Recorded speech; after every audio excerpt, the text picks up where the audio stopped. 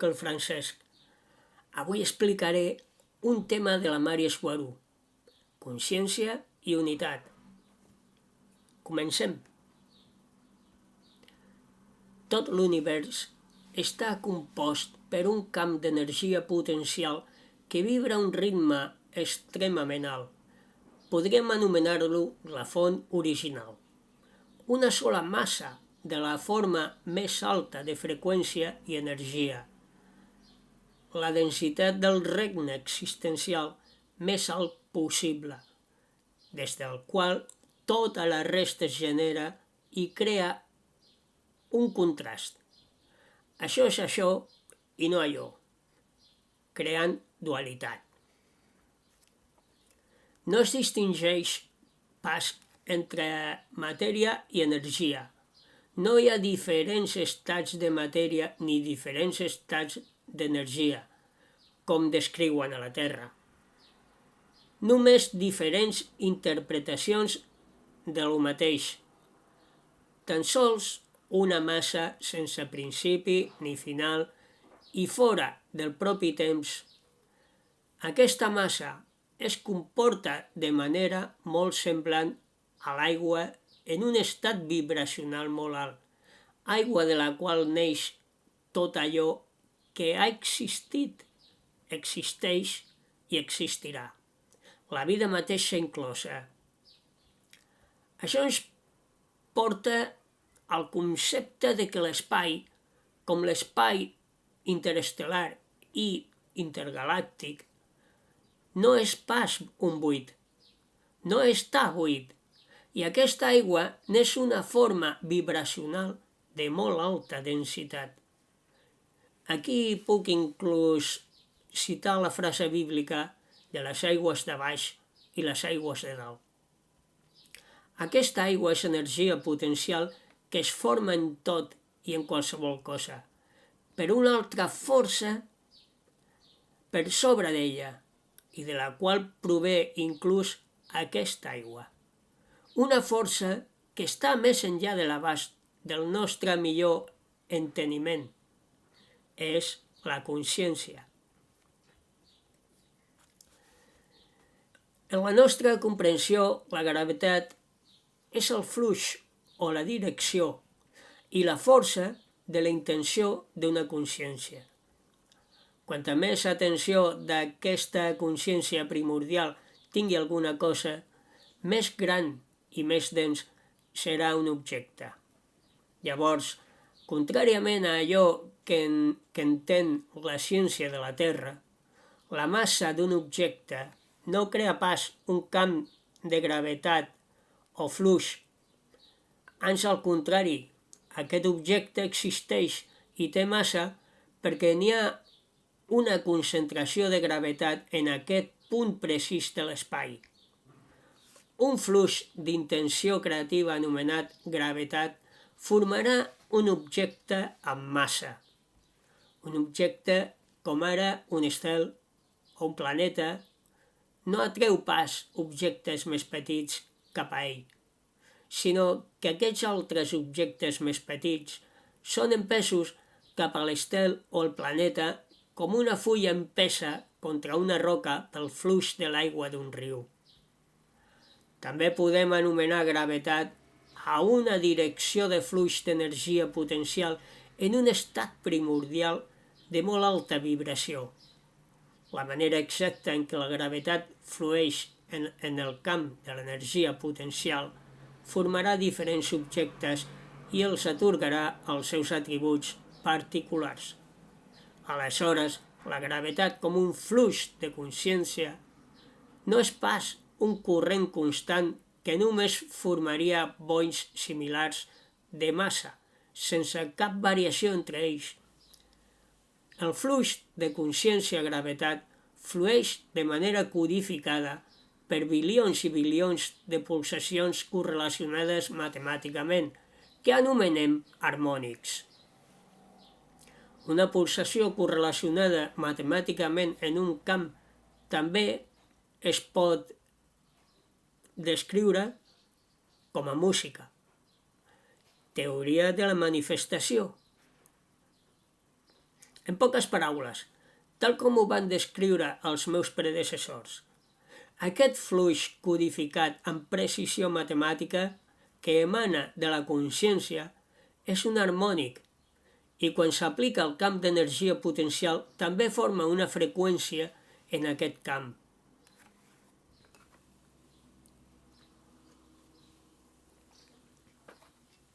Aleshores, s'anomena harmònics d'una freqüència. Això es descriu millor amb les ones d'un estany. Quan llences una pedra al bell mig de l'estany, les ones de xoc es dispersen en forma circular cap als bords, reboten en ells i tornen al centre d'on provenia l'emissió d'energia pertorbadora. Quan les ones tornen al centre, es troben amb les que venen del centre i formen un patró d'interferència i l'emissor de la pertorbació a l'aigua té una tassa d'estímul específica i molt precisa. La vall i la cresta de les ones. Totes les valls, com les crestes, entrants i sortints, se sincronitzen per a formar una cresta que mai no col·lapsa pas. D'això se'n diu ona estacionària. I l'estímul de punt precís s'anomena harmònics d'una freqüència. En el cas d'harmònics d'una freqüència que regeixen les característiques d'un flux de consciència-gravetat, se forma una ona estacionària al medi que és el camp d'energia potencial. En aquest cas, l'aigua que forma l'espai exterior i la cresta, i com la cresta mateixa se forma una partícula donant-nos quelcom que és un objecte, quelcom concret i sòlid, ja no sols energia potencial i les característiques exactes dels harmònics d'una freqüència que regeixen el flux, només que determinarà tots els seus atributs únics. Això significa que cada partícula subatòmica existeix a l'univers. Cada partícula subatòmica que existeix a l'univers està sent formada per la consciència en un flux intencional i cada petita partícula subatòmica té llurs harmònics únics i específics d'una freqüència que governa tots els seus atributs i, per tant, cada partícula a l'univers és única. Existeix amb plena intenció i no com a resultat de la aleatorietat i tindrà un valor d'energia que podem representar i mesurar amb les nostres matemàtiques.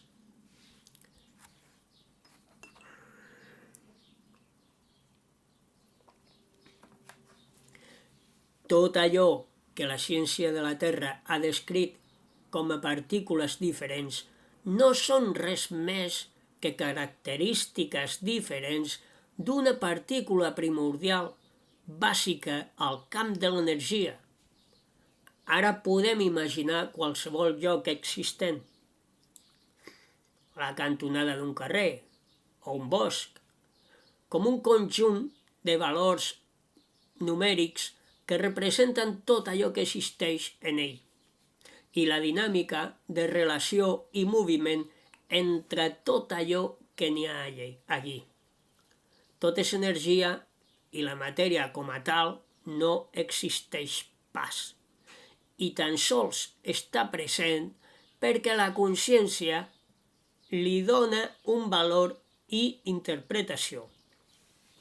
Inclús els regnes de l'existència, aquells que al moviment de la nova era li encanta utilitzar, la primera, la tercera, la quarta, la cinquena densitat, etc., no són res més que límits artificials, inexistents i imaginaris d'un tot més gran que ells, inclús d'un tot més gran que els inclou a tots. Universos paral·lels, mons, regnes de densitat, i el mateix per a multiversos, omniversos, etc. No són res més que la necessitat de la ment humana i d'altres ments no humanes de fragmentar tot allò que ha d'intentar comprendre millor. Però amb això distorsionen i destrueixen aquest tot que volen entendre. N'és un tot incomprensible. Mai no va tenir pas principi ni tindrà pas final, perquè està fora del temps mateix tal i com el coneixem. Aquesta és la descripció mateixa de l'infinit, tan difícil d'entendre per a tants. El punt més important d'entendre i retenir d'aquest vídeo per a poder entendre el següent és el concepte d'interpretar i entendre tot allò que hi ha com a un conjunt de valors numèrics que formen i representen tots els objectes, qualsevol cosa amb massa i energia. Imagina la cantonada d'un carrer o un bosc format per bilions i bilions de petits números. Tots aquests números que formen tot es correlacionen amb moviment i precisió matemàtica i són tots creats i controlats per la consciència mateixa, i també ho és la velocitat amb la qual succeeix aquesta interacció entre tots ells. Ja que la velocitat i la duració del temps no és pas res més que una percepció derivada de la intenció creadora de la consciència. Tant la consciència de la font primordial com la consciència individual mantinguda pels éssers que senten, perquè en són una i la mateixa. Mari Schwartz.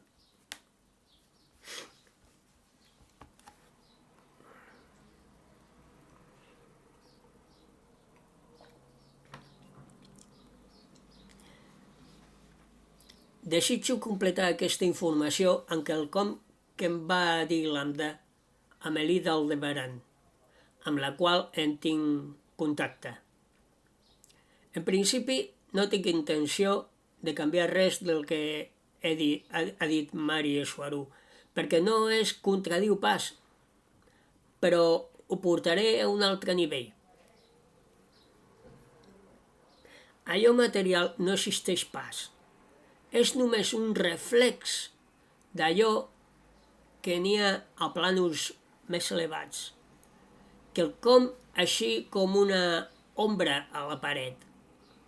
Tot, absolutament tot, n'és energia i és la consciència condensada en aquesta energia que l'anima per a que doni vida a quelcom, objecte o persona. L'energia empesa per la mateixa consciència que li dona identitat es condensa formant allò material.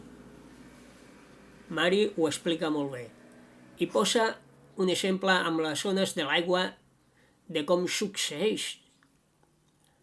Per tot això, la font és molt poderosa i tot aquell que hi tingui connexió té un gran poder. Llàstima que molts no siguin conscients d'això. A veure, permeteu-me una pregunta. Què fa més llum? Què fa més llum? Una bombeta de les de tota la vida, d'aquelles de 60 watis, o una bombeta LED de 18 watis? La de 60 watts o la de 18 watts? Què creieu vosaltres que farà més llum? Bé, alguns direu que la bombeta de 60, perquè 60 és més que no pas 18. I potser tindreu raó, però no. Us equivoqueu. D'altres direu que totes dues fan la mateixa llum i potser tindran raó perquè 18 watts de la bombeta LED equivalen a 60 de l'altra. Però no. Us equivoqueu.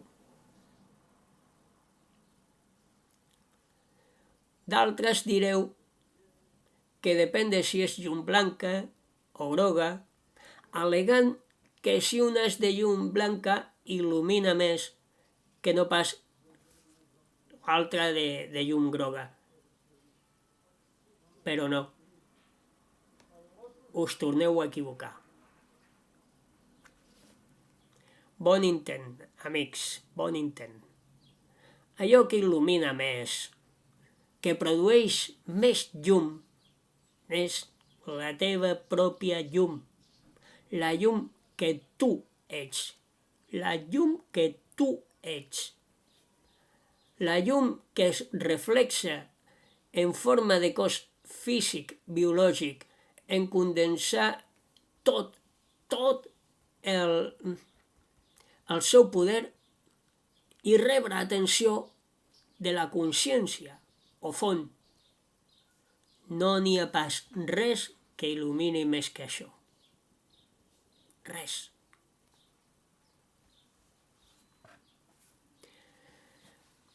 Gràcies per participar i per compartir sempre el meu cor.